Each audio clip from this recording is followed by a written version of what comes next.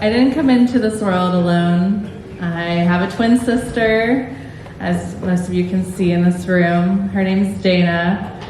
We not only share the same bedroom, but occasionally we share the same dreams. In elementary school, they decided to keep us in separate classes, probably for good reasons. But in third grade, I was in gym class and I was playing soccer and a soccer ball came flying and hit my nose, and I came out of it unscathed. I found out later during the day that Dana got to go home early because of an excessive nosebleed. So we've always been super close, still close to this day. When we were 24 years old, we moved back at home with our parents, and that's when Dana discovered her pregnancy. Her pregnancy was unplanned, but Dana welcomed the change. Her life change felt like my life change. And I was not ready for motherhood. I was shocked when she told me the news. I felt like it was myself. She definitely embraced it. I was, in a beautiful, new, healthy relationship, and I had to say out loud, I only want to be the cool aunt. And that was just really reassurance for myself. But Dana embraced the idea of having a home birth and with midwives, and she just, she really just embraced that idea. She wanted to have the baby outside with the sky being the first thing that the baby sees when she comes into this world. And Dana just knew that she was gonna have a girl. She just intuitively knew she was gonna have a girl. I had no idea how she knew. She never did an ultrasound to find out, but she just knew. And with the home birth, my parents were not too fond of the idea. So there's a reason why we go to the hospital. And they knew Dana's determination, so they decided to open their home and for the birthing day.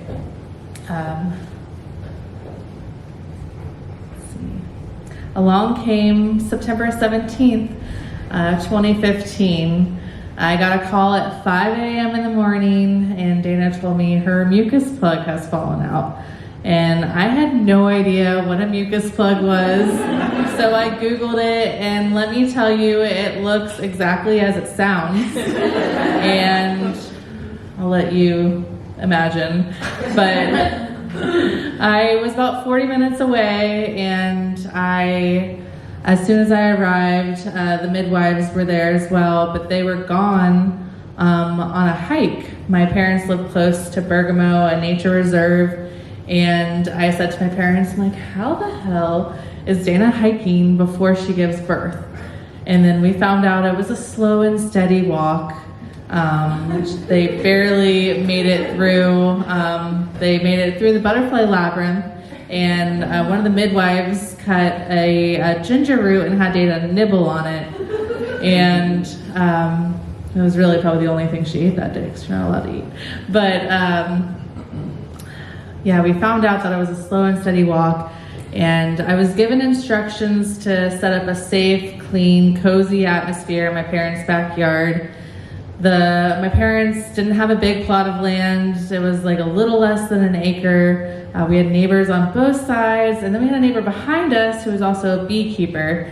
So my dad helped me arrange a canopy, and we set up that with sheets and a few tapestries on all four sides, and the weather was beautiful. The wind still flew in and out.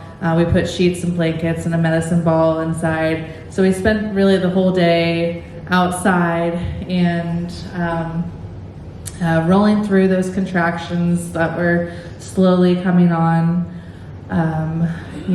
Nighttime came upon us, and there was no real change in dilation. So the midwives called in reinforcements, and those reinforcements was a doula from Yellow Springs. And this doula's job was to play the birthing drum. So I was curious, I was along for the ride always, but I put on a brave face. And I learned that the birthing drum serves as empowerment to the mother and also helps with connecting to the earth's heartbeat.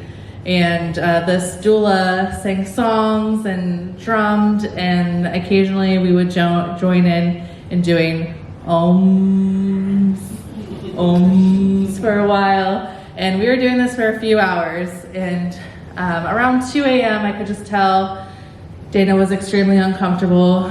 She could not lay down, she couldn't stand.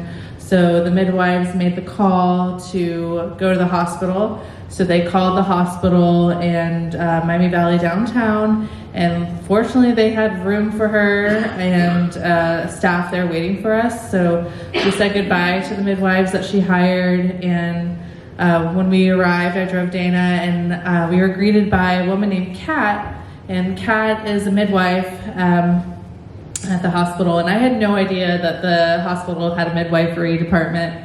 And I was just so impressed. Kat was a beam of light. She got Dana settled in, and she eventually she got her epidural, and Dana could sleep finally, and she got that rest that she needed.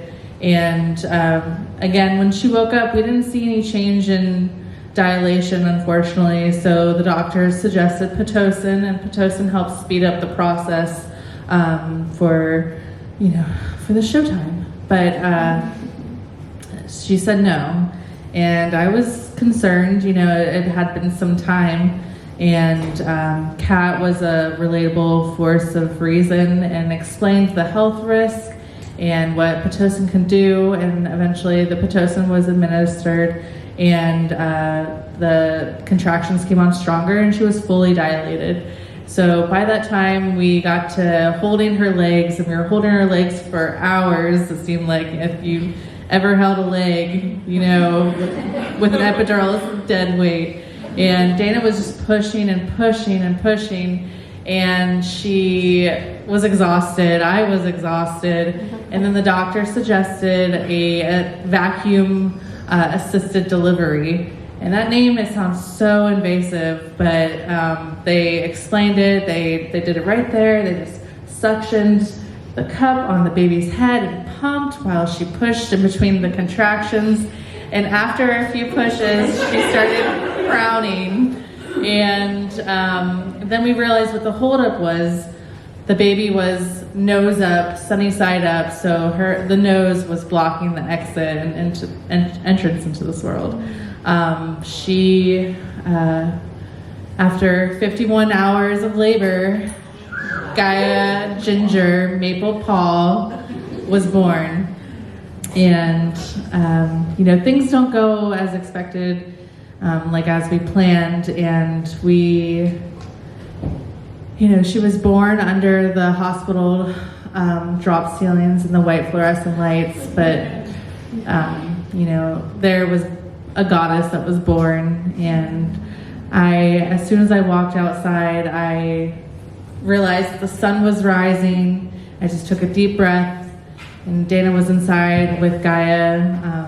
They had time to themselves, but I just realized how beautiful the sunrise is. Still the most beautiful sunrise I've ever seen, still to this day.